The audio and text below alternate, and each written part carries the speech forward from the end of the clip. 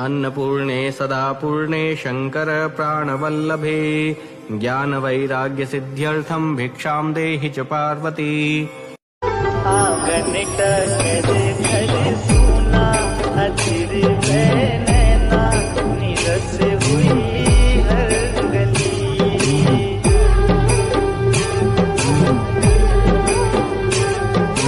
नौ रात नौ दिन माई रसम बिताई विसर्जन माँ चली।